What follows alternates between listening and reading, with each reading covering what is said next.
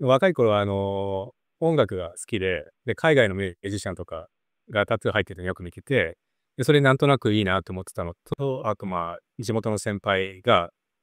あの、和彫り出して、で、最初は洋彫りを見てたんですけど、やっぱ和彫り見てくとやっぱ日本人だから日本人の体に合ってるし、かっこいいなっていうので、最初は本当にかっこいいからっていう理由で入れ始めて、気がついたら全身入っちゃってましたね。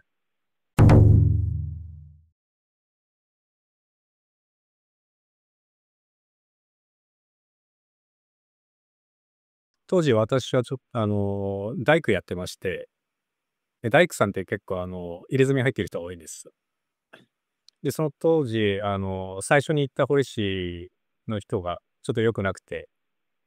で、なんかいい彫り師いないかなっていうので、たまたまその私の後に入ってきた人が、もうちょうど私の先代にもう弟子入りしてて、で、入れ墨の話になって、見せてもらったら全部総手彫りでやってるっていうので、で、それまでは総手彫りって筋彫りもあんまり綺麗じゃなくて、結構太くね、滲んじゃうのかなって思ってたんですけど、見た時にすごく綺麗に入ってて、あ、これだったらいいなっていうので、もしあれだったら紹介してくれませんかっていうので、紹介してもらって、で、その仙台の仕事場に行って、で、入りたいので続きお願いしますっていうことで、それで始めましたね。で、なぜか、うちの先代が私のことを気に入ってくれて、理由はわかんないですけど、で、通ってるうちに片腕一本割って反対側行くぐらいの時に、向こうから折しやってみないかっていう話をいただいて、たまたま運よく。で、その前までは美術が好きで、絵描きになりたかったんですね。ただ日本のその美術業界のシステムにちょっと絶望して、脇道にそれちゃったっていうのがあって、もともと絵とかそういうものが好きだったんですね。で、それと、入れ墨もかっこいいなと思ってたし、で、その当時、本当に夢も希望もないっていうか、ただ仕事行って、週末飲んでとか、本当に、あの、そそんな生活してたので、願ったり叶ったりで、じゃあお願いしますということで、で、始めたんですけど、最初はそうやって格好つけでかっこいいからっていうんでやったんですけど、あの、彫り物の歴史の長さや、意味の図柄一つ常に意味の奥深さに感嘆して、もうどんどんのめり込んでって、今に至るって感じですね。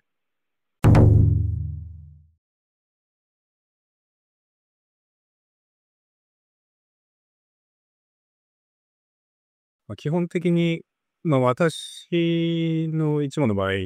ですけど、他は分かりませんけど、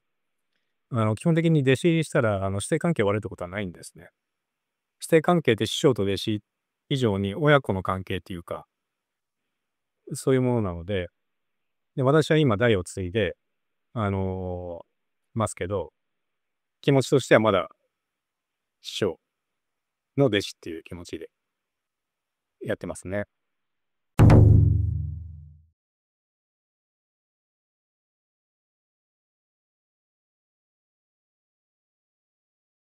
しばらくは日本でやってたんですけど、周りの知人から勧められて、その当時 Facebook がちょうど出てきた時かな。で、そういうのやってみた方がいいよっていうことで、で、やってみて、始めて、数ヶ月後に、あの、メキシコのグアダラハラっていうところのタトゥーコンベンションの主催者から連絡が来て、招待を受けたんですね。で、それまではもう、日本国外出ることなんて一回も考えたことなくて、なんていうか、田舎者がよく言うような、地元が最高、それは日本が最高みたいな、海外なんて全然興味ないみたいな、そんな考えだったんですけど、そういう機会があったんで、せっかくだからっていうので、行ってみようかなっていうので、実は1年生で初めて乗った飛行機の行き先がメキシコだったんですよね。で、それでメキシコに行って、もちろん、すごくカルチャーショック受けて、日本での、彫り物の認識と、日本国外のタトゥーの認識っていうのは全然違くて、まあその、今まで日本人としか関わってなかったから、その日本人の気質しか知らなかったんですけど、メキシコに行ったらもう本当にみんな心が本当に温かくて、初対面でも本当に親しくしてくれて、すごくよろしくしてくれてっていうので、今いろんな堀市が、その時、今でも仲いい友達もたくさんいるんですけど、あの、そういう人たちの入れ墨を彫り物を、まあ、というか、まあ、彫っていくのを見て、まあ、こういう技術もあるんだっていうのはすごく、衝撃を受けたんですね。で、私は、和彫りしかやらないんですけど、日本の伝統的な彫り物しかやらないんですけど、もう違うジャンルの、タトゥーマシン使った彫り師の仕事を見てても勉強になるなっていうことがすごく気づかされて、で、そこから、やっぱり、100番一見にしかずじゃないですけども、経験しなきゃ分からないことあるなっていうので、いろいろ勉強したいなっていうので、これからは海外もっと機会があったら行こうっていうのを考えてたら、またすぐ、今度はイタリアのフィレンツェのコンベンションからの招待が来て、で、行ったら行った先でまた今度別のコンベンションから招待があってっていうので、気がついたらもう、コロナの、コロナがなる1年前とか、20箇所コンベンション行ったんですか。ヨーロッパだけじゃなくて、アジア、南米、中米、北米とかもういろんなとこ行って、で、その先々で会う彫り師の人が仲良くなって友達になって、情報交換してっていうので、それが私のそうですね、彫り師としてのキャリアですごく大きなもので、その経験があったから今の、そうですね、まだまだ未熟ですけど、作風もすごく向上したなっていうのはあります。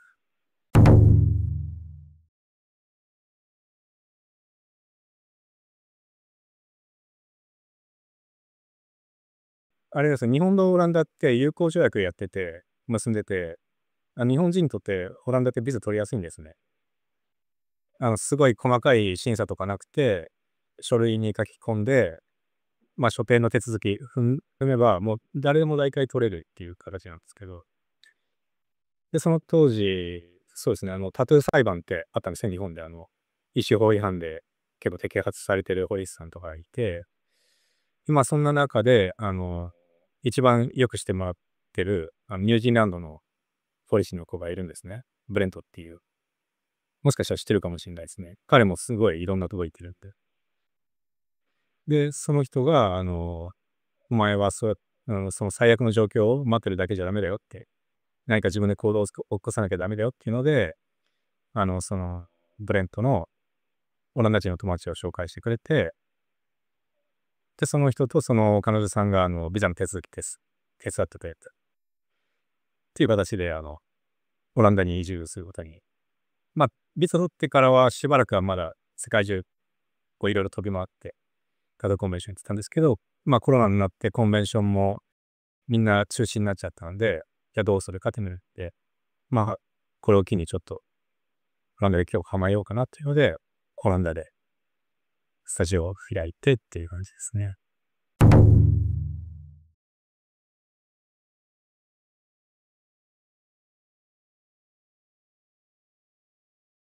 まあ、たまたま私の師匠が総手彫りの彫師だったっていうことが一番大きいですね。で、まあ、自分で独り立ちして始めた当初は、マシンの方が綺麗に弾けるじゃないですか。でそっちの方がいいなと思って、始めて2、3年後だったっけな。マシンに筋彫りだけは変えて、で、ぼかしは手彫りやってたんですけど、それで10年後ぐらいに、その昔彫った仕事を見る機会があって、で、その時はまだ筋マシンやってたんですね。でも、その総手彫りでやった昔の作品を見たら、まあ下手くそなんですけど、下手なりにすごく味が出てて、すごいいい雰囲気なんですよ。なんていうのかな。綺麗すぎないからこそ出る味っていうか、手彫りでしか出ないような味、深みっていうか、こう手彫りって、筋彫りって綺麗に引いても、じわーっと滲んで独特な風味が出るんですね。で、それを見たときに、まあ私の好みで、手彫りの筋の方が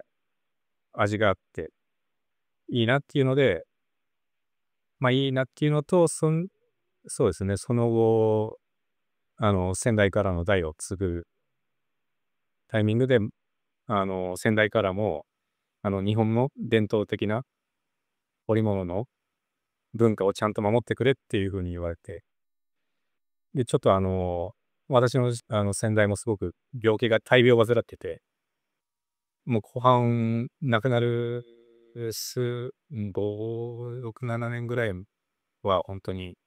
会うたんびに、遺言のように言われてまして、うん。で、それで、そうですね、先代のその気持ちもあるし、せっかく縁があって出会って、その想定堀の堀師の元で弟子入りしたから、これも私の運命で使命なのかなっていうので、今、そうですね、ずっと今は手書きと想定彫りで、ステンシルも使わずマシンも使わずっていう形でやってます。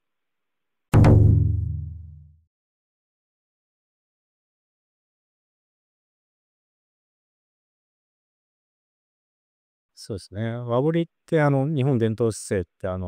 ただのタトゥーではなくて、日本国の文化の一部なんですね。西洋のタトゥーももちろん素晴らしいんですけど、やっぱりサモアとかマオリとかのポリネシアのタトゥーとか、タイのサクヤンとかっていうのは、その国の文化とすごく根付いてて、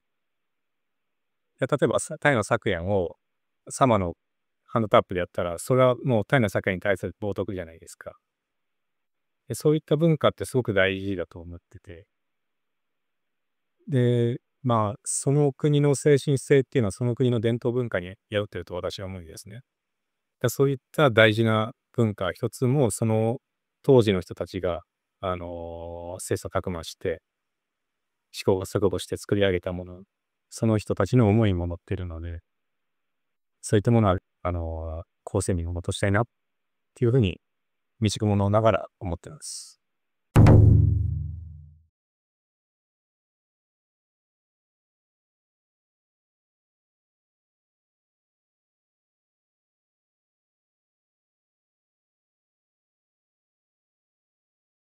それも、だってあれ戦後からですからね。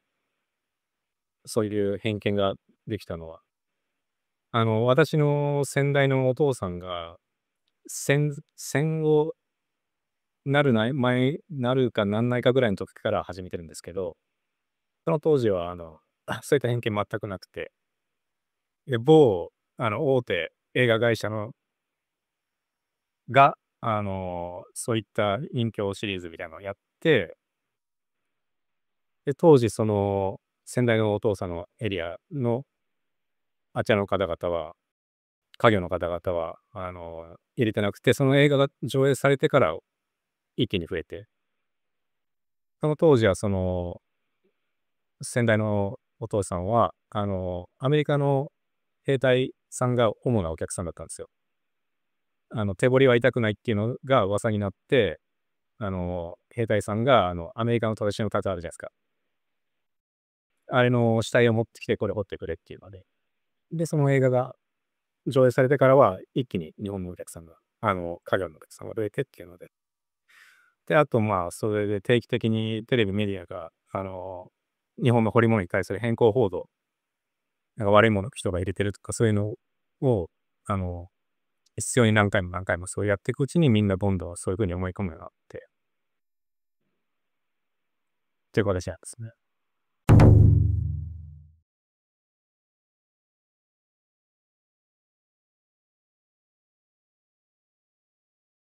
All motif from traditional Japanese tattoo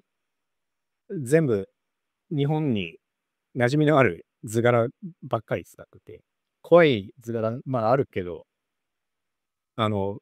そうですね、日本人の方にはそういう彫り物だから怖いとかいうフィルターを取って一回見てほしいですね。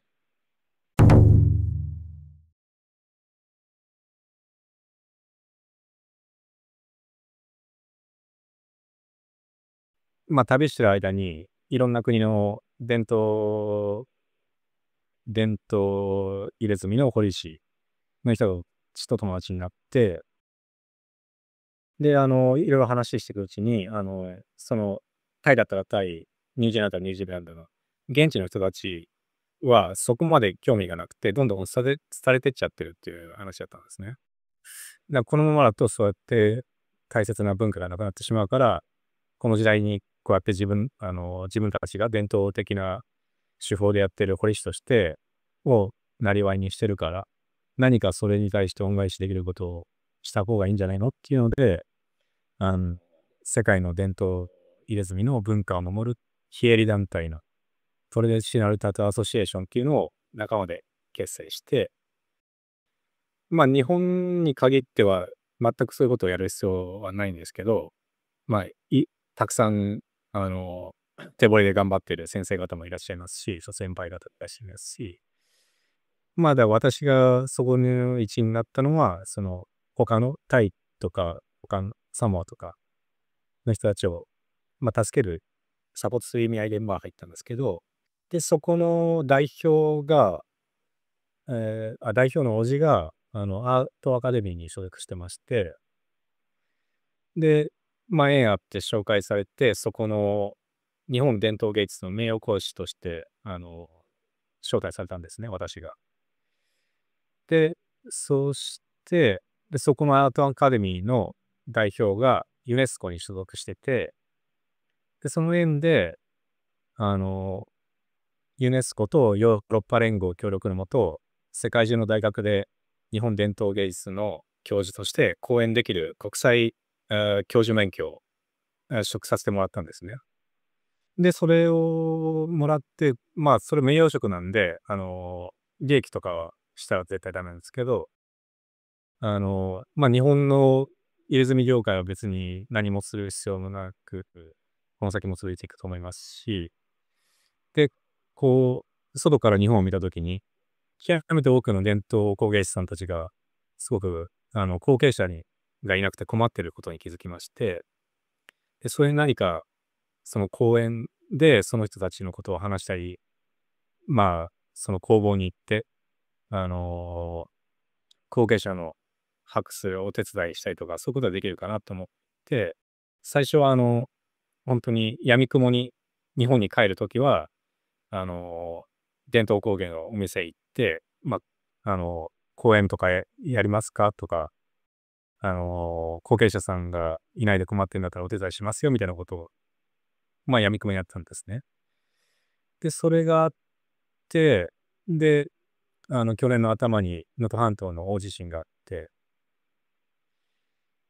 で、その後に今ちょっと個人的に、お付き合いさせていただいている、とある方がいるんですけど、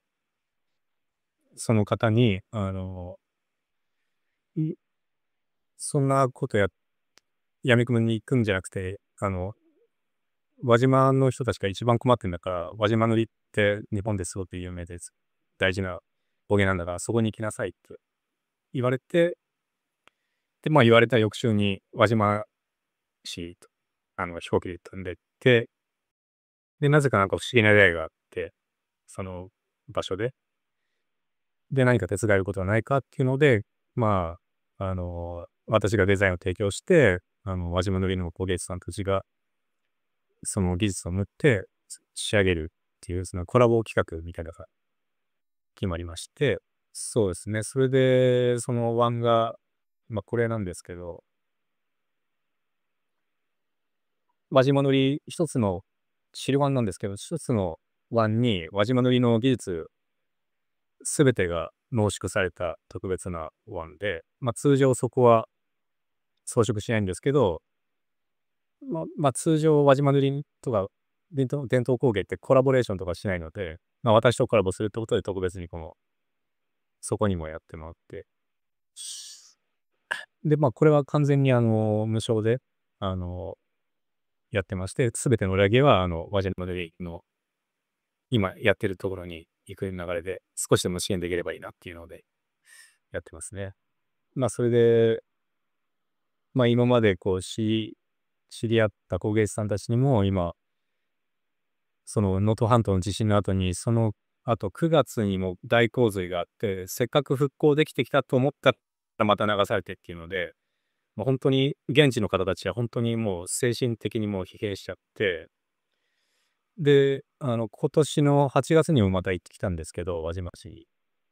もう話聞いてると、もう本当みんな諦めてどんどん人が離れていってる状態で。で、職人さんも今、ご高齢で、弟子もおらず。で、本当に今、誰も何もしなかったら雲がなくなってしまうような、すごく大変な状況なので、だまあ、私ができる限りのことはしようと思って今やってまして、若い子でもし興味がある人がいたら、その話をつないで、弟子入りするでも何でもやって、まあ小さいことですけど、まあ、行く先々でこういう話して、日本じゃなくても、まあ、ドイツ行ったらドイツでも、話す機会あったら、片っ端からこういう話してっていう、まあ、草の根活動みたいなことを今やってて、そうですね。で、今は、映像クリエイターの方が話したら、まあ、ぜひ協力したいということで、この工芸の映像作品と、その、そうですね、現地の状況をうまく混ぜて、若い子たちが見てかっこいいなとか、憧れられるような、俺も私も、その工芸士、輪島の工芸士になりたいと思えるような、その映像作品とかを作ってもらって、それでうまくこう、インターネットでこう、宣伝できればいいなと思って、今、動いてますね。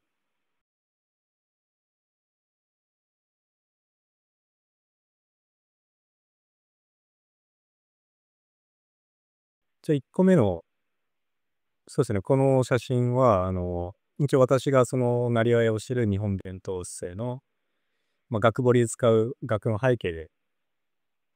まあ、和織の象徴と言えるようなデザインをシンプルに、かつ私の色を消して、出したいなって思ったんですね。あくまでも輪島塗をみんなが注目するように、あえて自分の色は消して、その額の渦と雲っていうシンプルな形で、で、これ表は、ロイロシア、日の出湾って言って、輪島塗の伝統的な塗りなんですけど、黒から赤になって、ひね、赤い部分が日が出て、日が暗い空からこう光が広がってるっていうイメージの塗り方なんだそうですけど、で、その周りに沈金って言って、漆を塗った塗膜を掘って、で、その掘った溝に、漆を入れて、その上に金粉を巻いて仕上げていくっていう沈金っていう技法でなってますね。で、また、この輪島塗っていうのは、他の漆器と違って、すごく工程がかかるんですね。一つのこの装飾抜きでも、このお椀だけでも126工程で半年かかるそうなんですね。で、元の生地って木の素材が木なんですけど、壊れないように、地固め、布固めって言うんだっけな。何層も塗り固めた後に、漆を塗っ布をこの縁に巻いて、あとそこか。で、漆で固めてっていうので、堅牢な作りになったんですね。一見こうやって見るとシンプルでわかんないんですけど、実はすごく、その中にはすごく、いろんな仕事、たくさんの仕事が入ってきた。でこれが、沈金のクローズバック画像で、まあ、よく見ると、彫り込まれてて、そこに、金粉が埋め込まれてるのがわかりますね。で、今、金が高騰しているので、やっぱりこのお椀自体もすごく高くなっちゃったんですけども、もうこれを本当に、その職員さんの方たちも、本当に渾身の一作っておっしゃっていたので、すごく価値のあるものになったと思ってますし、うまく私の色は消して、その、輪島塗の素晴らしさだけがフォーカスされるような仕上がりになったと思います。で、裏は通常、ここは、装飾しないで、職員さんの名前が入る、はい、やっても入るぐらいなんだそうですけど、まあ、せっかくこうやって違う業界の伝統工芸士2人がこう、2人っていうか、2つがこう、組み合わさったから、あの、そこの方もちょっと枠からはみ出すという意味でやってみましょうということで。で、まあ、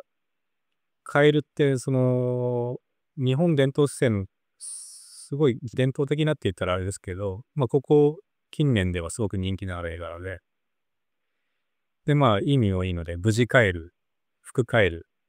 服が帰るっていうのがあって、まあいいなっていうので、そのカエルにしようってことで、で、桜の入れ墨が入ったカエルなんですけど、まあ桜は、人生の儚さとか、新しい人生の始まりとかっていうので、まあこの、輪島塗と日本伝統と姿勢のコラボっていうのは新しい始まりっていう意味もあって、桜の入れ墨にして、で、真ん中の般若は、まあ、魔除けの意味と、あとまあ、彫り物ですごく人気で定番の絵柄なので、あの日本伝統製の彫師がデザインしたっていうので分かりやすいかなと思って、般若にしました。で、これはまた違う技法で、蒔絵って言って、漆を塗った後に金粉を巻いて、それで柄とか絵を作る技法があるんですけど、これは高蒔絵って言って、漆を何回も何回も塗り重ねて、3D 状にするんですね。これは般若の顔とかカエルの顔とか、すべて線でなくて立体で、この、そのものを表現しているので、すごく高度な技法だと伺いました。これ内側なんですけども、まあ、内側は、輪島の真髄の一つであるロイロって鏡面仕上げなんですけど、上塗りの後に手などを使って、本当鏡みたいに綺麗にこう磨いていく技法なんですね。それが見えるように、あえて内側は、賃金じゃなくて蒔絵でやりました。で、これが全体のデザインなんですけども、ロイロ仕上げて、で、まあ、周りに朝の葉が1、2、3、4、5個あって、真ん中に祖師寺っていう文字があって、で、祖師寺の字だけは高蒔絵で、少しこう、コントラストをつけて、で、祖師寺っていうのは、愛、感謝、調和のエネルギーがその字自体から出てて、その字を書いた、それを書いて家に飾ると、その部屋全体がそのエネルギーに満たされるみたいな、そういう話のある字で。で、その周りの朝の葉模様の三角形のこの組み合わせっていうのが、そのエネルギーを増幅させるみたいなことも言われてるっていうのを聞いたので、まあ、このワンのイメージとしては、ソシジの字のエネルギーが、この麻の葉の模様でさらに増幅されて、で、注いだお味噌汁やスープなどに、こう、それが注入されて飲んだ人がすごく元気になったり、そのエネルギーを享受できるみたいなイメージでデザインしました。ただ実際は、ソシジっていう字自体は、造語で音玉の音がすごく重要で、ソシジっていうその音が重要だそうです。で、そのソシジってこの字を見たときに、その読み方がわかる人は頭の中でソシジっていう言葉が響くので、その響いた音がすごく重要だって、今、お導きいただいているとある方に伺いました。あと、漆ってすごく世界で一番丈夫な塗料って言われてて、一番古いのだと、違う違う違う、1万2000年前の縄文時代の遺跡から発見されてるんですよ。The oldest Urushi coating found in Jomon ruin, which is 120,000 years ago, but still exist.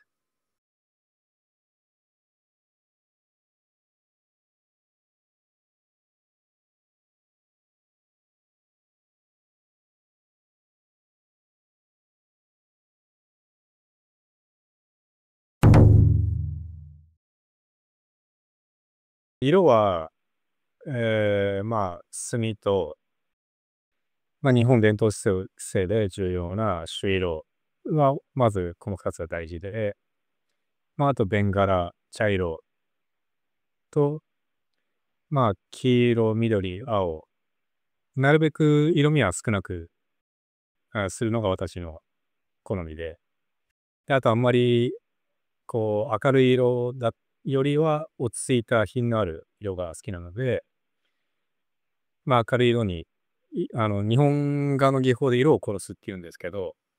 ちょっと色のトーンを他の色と混ぜて落とすようにして、で構図としては、なるべくその主題が、映えるように、先代と先代の弟が昔話したそうなんですけど、あくまでも額っていうのは主題を引き立たせるためのものだから、まあ極端な話真っ黒でもいいよねって言ってたぐらいに、あくまで主題を引き立たせる役割なので、額はなるべく、私の場合はあんまり薄墨は使わないで、で、汗抜きっていうんですけど、日本の和彫りってこう、なんていうんだろう。こういう風にこの隙間あるじゃないですか。ここをなるべく狭くして、その主題と喧嘩しないように。で、波でも雲でも薄墨のところは他の方よりは若干濃いめですかね。私の場合は。でも、それで一辺倒にならないように、その世界観にあったように、まあ頭の中で想像してこういう場所にいてこういう風が吹いてるから、髪の毛がこっちに行ってるからこうやって風が来るな。で、こうやって風が来たらこういう風に葉っぱが飛んでいくなっていうのを頭の中でちょっと想像しながら作ってますね。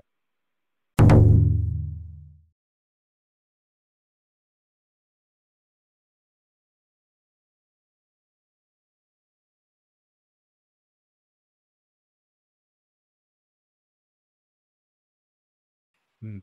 そうですね。やっぱり、うん、なんていうか、妄想するのってすごい大事やなと思って。この人がこの人物とか、まあ例えば竜だったら竜で、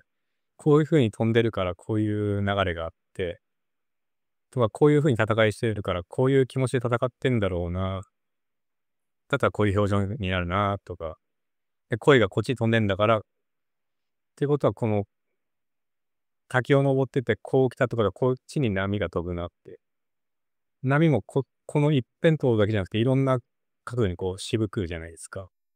それを日本伝統姿勢の彫り物っていうのは、その、究極の簡略化じゃないですか。波も指みたいな行為。それをいかに表現して、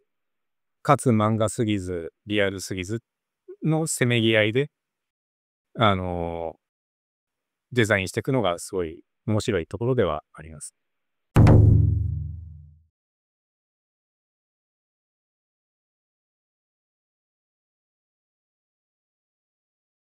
私の場合は、基本的に、下絵は事前に描かないんですね。私個人の考えとしては、彫り物っていうのは、浮世絵をベースにして、それに沿って、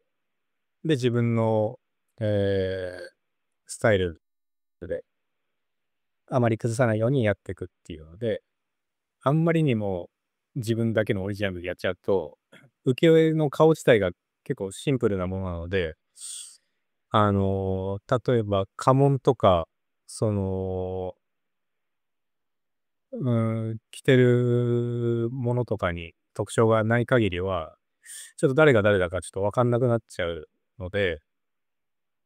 まあそこは忠実になるべくやるようにしてて、あと、彫り物って他のタトゥーと違うところがすごく決まり事が多いんですね。でこの図柄だったらこの背景とか、そうだったら、それに付随するものはこれとか、で腕がここで入れたら反対側の腕はこれじゃないとおかしいよとか、そういうのがあるので、あんまり、お客さんのご希望ばっかり聞いてると、ちょっとおかしなことになっちゃうので、で、私の場合は、大まかな、まあ、竜だったら竜が入れたいとか、声だったら声が入れたいっていうのを聞いて、あ、まあ、腕の上の方に入れたら、もう、ここはうちの場合は、腕だったら、下から上に向かってこの世界観があるんで、水から陸になって空になって、ここはもう雲ですよ。五分袖だったらこの辺にちょっと波は入れれるけどっていうので、おすすめして、で、背中とかになった場合は、本当に人物の入れ墨に使える図柄っていうのが本当に多いので、まず最初にその人がどうありたいとか、その人の人生をすごく、人生を話してもらって、こういう人生だったらこうなりたいとか、こうありたい、こういう賞が欲しいっていうのを話してもらって、かつ人物だったら実在の人物がいいか、空想上の人物がいいか、神仏がいいかっていうので少し進めてって、で、そこからおすすめの受けの、あの、写真を送って、これでいいですかっていうので決まったら、事前に書かないで、当日、そこは、信頼関係で信頼していただいて、で、その場で、それを見ながら、その瞬間のひらめきで、直にもう書いてっちゃう感じですね。事前に、私の場合は事前に下絵をやっちゃうと、なんか頭が凝り固まっちゃって、結果、いいものができないなっていうことが分かったので、私の場合はその場その場の瞬間のひらめきで、額とかそういうのもすべて。だから手書きは私に合ってる形ですかね。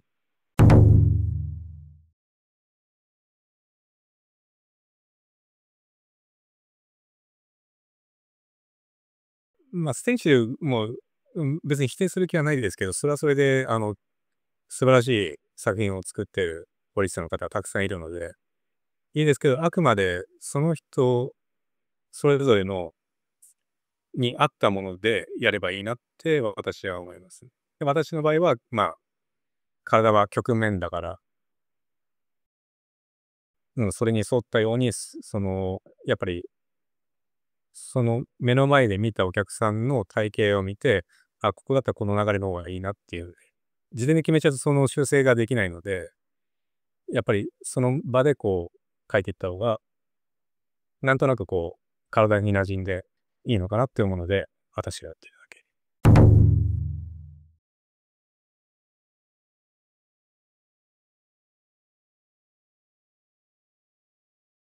ま例えば恋一つにとっても本当に終わりのない学びなので、本当にいろんな昔の絵師さんたちが、いろんな違う形で描いてたり、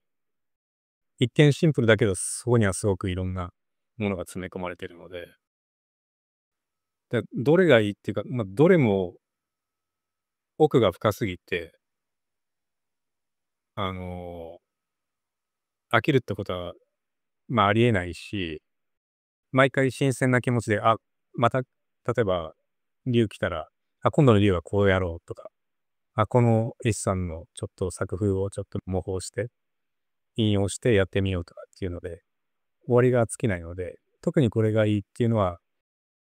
ないですけど、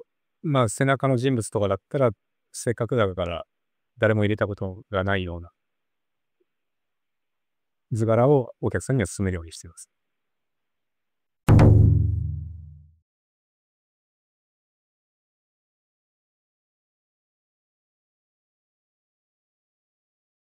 ちょっと、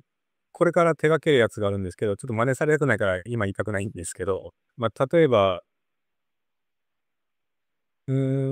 最初にお客さんが問い合わせ来た時に、でっかい桜の木を背中一面に入れたいって言われて、いやいや、それは日本の彫り物ではそういったことはないから、背中っていうのは、あの、私たち一門の場合は、神社の、宮彫りってご存知ですか？彫刻。神社の柱とか本殿に彫刻してある、あれの配置と同じで、銅はめには必ず人物が彫ってて、本殿の銅はめには。で、梁と、柱には動植物がそれを装飾するように彫られてるんですね。それを、それも彫り物も同じで、背中が、まあ、神社でいう胴はめの部分で、人物で、で、腕、足、お腹とかは、その主題を装飾を引き立たせるために、入れてくっていうイメージなんですね。で、桜の木一本ボーンはないですよっていうんだったら、どうしても桜の木にまつわるのが、桜の木を入れたいって言われて、まあ、それだったら日本である桜の精っていう物語があるんですね。で、その、桜の精も結構義年の浮世絵がすごく有名で、でもこの義年の浮世絵の引用するのちょっとつまんないなと思って、こういろいろ調べてたら、あの、三代豊国が描いた桜の精がすごく面白い図柄で、そうですね。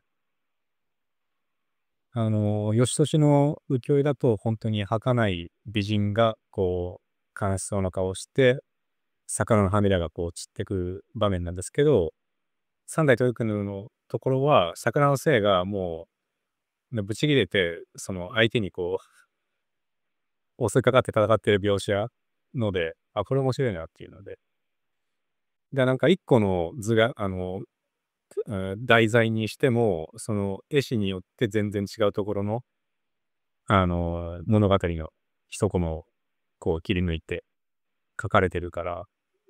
一個、まあ、一個の題材でも、まだまだこれも、あの、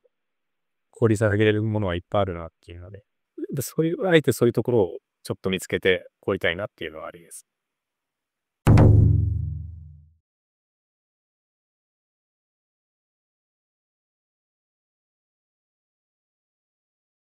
水滸伝ね。まあ実際水滸伝の原本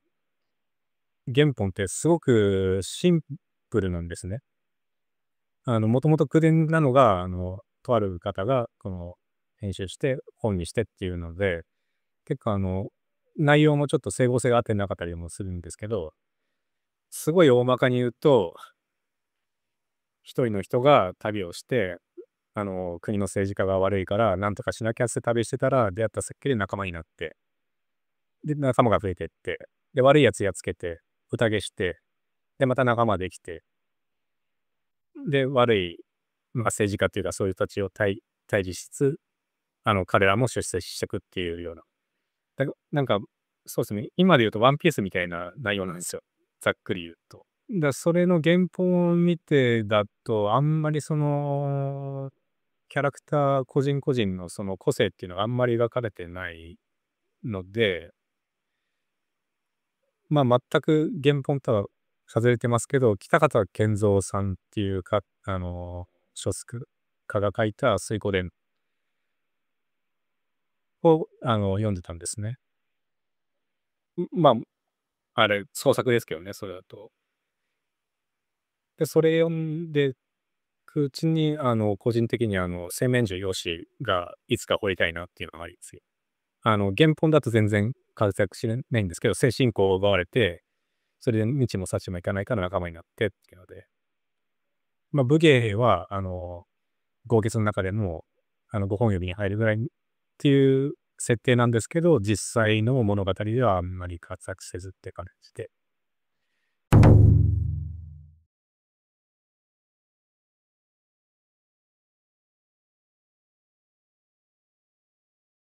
まあ、影響を受けたポリスさんでいうと、本当に数えきれない、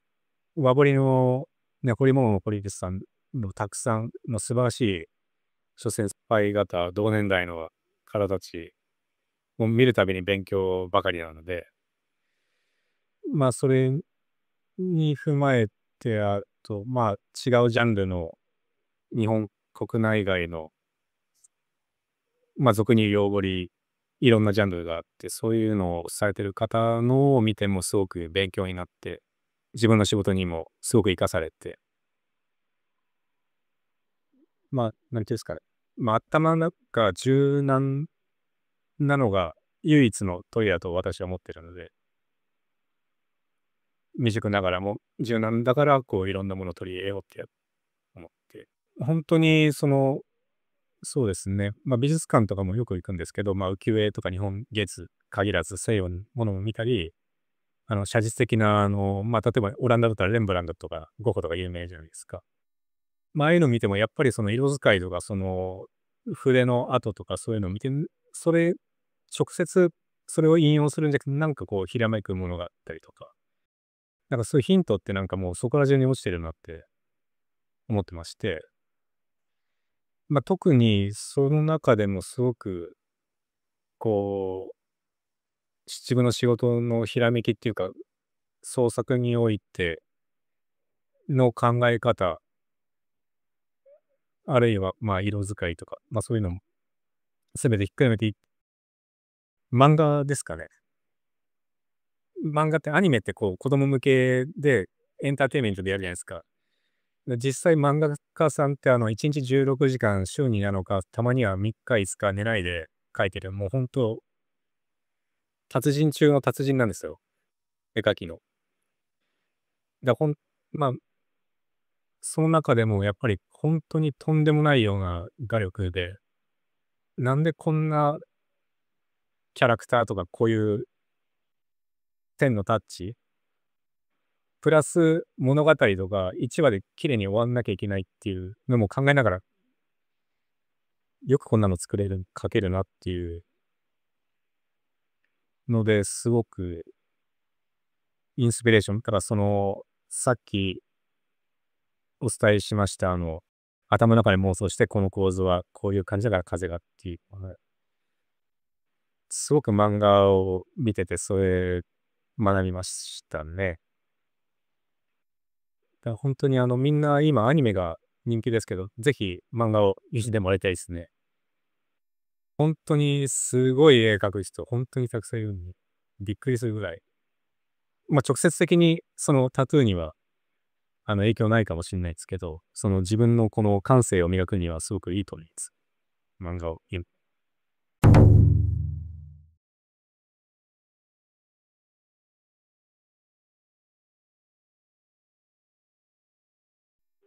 ま、第一前提に、手書き総手彫りで彫り師になりたいって言ったら、よっぽど好きじゃないとできないですね。っていうのも手彫りっていう、うん、うん、うん、やっぱりマシンでやる時間かかるし、っていうのもマシンもマシンで素晴らしいし、極限まで詰めればすごく難しい技法だと思うんですけど、例えば版画あるじゃないですか。浮世絵の版画。版画の木の板に下書き書くのと、実際に彫るのどっちが難しいって、彫刻刀でその線を彫ってるのどっちが難しいって言ったら、彫刻刀で彫る方が難しいじゃないですか。まあ、例え話で。で、ただまっすぐな一本線引くとか、小さい丸やるだけでも、手作業でやるってなったらすごく労力がかかるし、集中力もかかるし、結構疲弊するんですね。よっぽど好きじゃないとできることじゃないから、まず大前提で本当にお金じゃなくて本当に情熱があって、本当にこれを学びたいっていう気持ちがないと、まあ、続かないし、ま、私のところで言うと、うちの先代は結構な人数弟子いたんですけど、今手彫りやってる人いないんじゃないのかな。みんなマシンになっちゃった方がいい。うん。だから、そうですね。で、私のところに弟子になるっつったら、ちょっとそれはちょっと、なるからにはやっぱ手書きそう手彫りでやって、で、あとまあ、そうですね、ちゃんと謙虚に謙虚な姿勢がないと成長できないので、天狗になったら周りを見ないで、あの、行動しようと学ぼうっていう意欲が出ないので、まあ、謙虚な気持ちで、えー常に生徒の気持ちでいれるような、あと思いやりがある子であればいつでも大歓迎ですけど、まあね、なかなか、今のところまだいないな。何人か、そうですね。ここ数年で来た時もあったけど、うん。なんか手軽に、まあ手彫りってこう、まあ良くも悪くも有名だから、手軽にこうお金稼げるみたいな気持ちで、生半可な気持ちで来た子ばかりだったので、たまたま私のところに。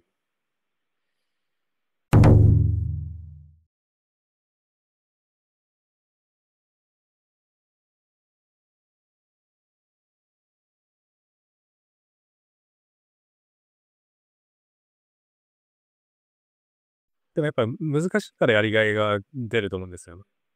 あんまりにも簡単ですぐできるようになったら、あ、こんなもんなんだってなっちゃうじゃないですか。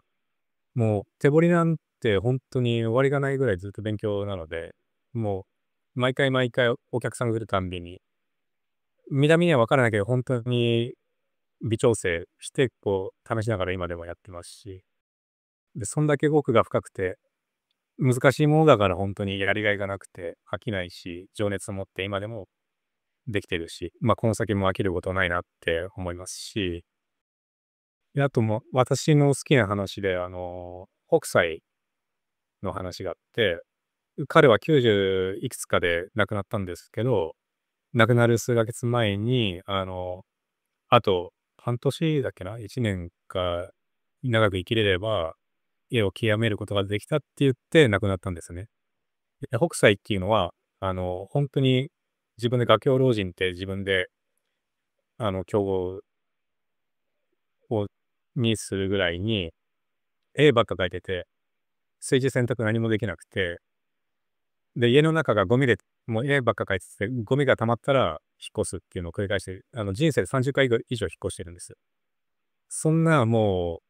とんでもない、もうぶっ飛んだ、もう絵に狂った、しかも天才中の天才が死の間際に、あと数ヶ月生きてれば極めることできたって言ってたんですね。ってことはもう、この世の誰もそんな、ね、どの一つの分野でも極めることなんてできないってことじゃないですか。で、それがすごくその話がすごい好きで、だからその、なんていうんですかね、ま、北斎みたいな天才じゃなくてただの凡人ですけど、まあ、それを見習って、情熱を持って、あの、日々精進してます。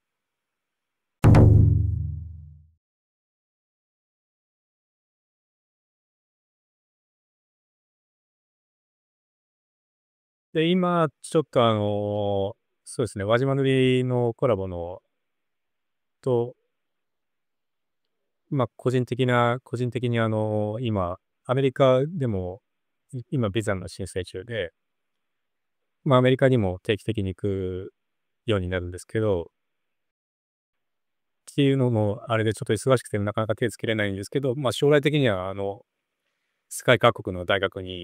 で講演して、日本の伝統文化を世界に発信するような活動をしつつ、あの、私が私をしていっていただいてる方は、私をもっと絵師としての活動をもっと、あの、専念してほしいということで、まあ、入れ墨彫り物の仕事もしつつ、絵師の方絵の方ももっと力入れて、まあ、まだまだ未熟なので、たくさん勉強して、まあ、やることはたくさんありますね。